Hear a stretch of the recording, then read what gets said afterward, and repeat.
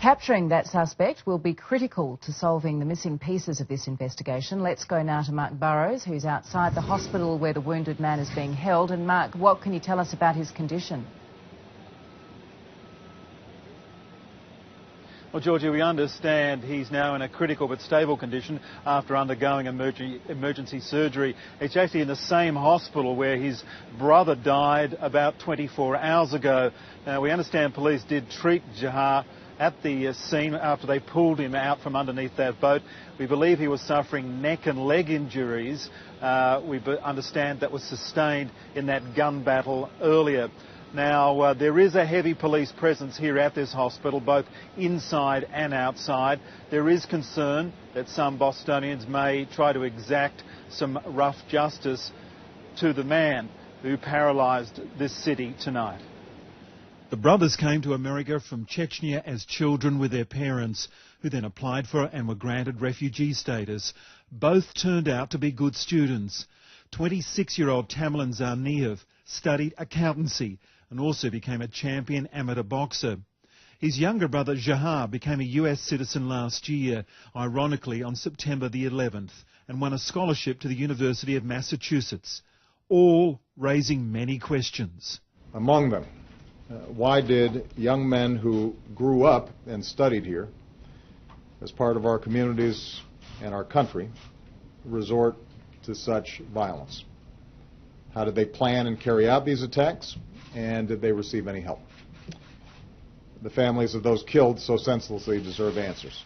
Jahar's wrestling coach can't believe the 19-year-old he so admires could do this. He was a wonderful kid. I said, please, please don't make this be him. According to all their friends, they saw nothing in the brothers' lives here in America that could explain why they would build bombs, take them to the marathon and set out to kill and maim.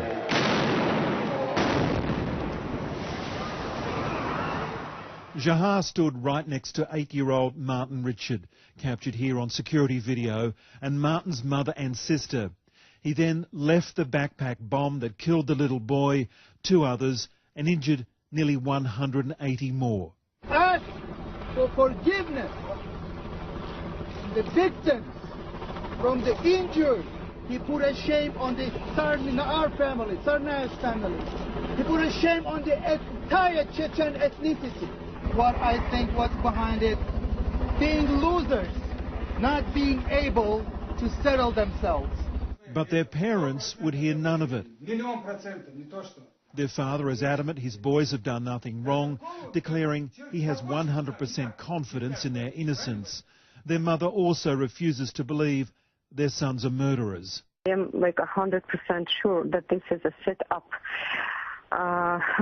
My 2 sons are really innocent, and I know that neither of them never has talked about whatever they're saying about now. It is a set-up. On his social networking page, Jahar lists his worldview as Islam and belongs to several groups devoted to Chechnya. He also uses Twitter. There, this unhappy note about his host nation. A decade in America, already I want out. A year ago he mentioned the marathon. Boston Marathon isn't a good place to smoke. His older brother Tamerlan also left behind a social media footprint on YouTube where he created a playlist called Terrorists. The Russian intelligence services were so suspicious of the older brother's visit to Russia, they asked the FBI to interview him. That happened, and at the time US authorities found nothing to be suspicious about.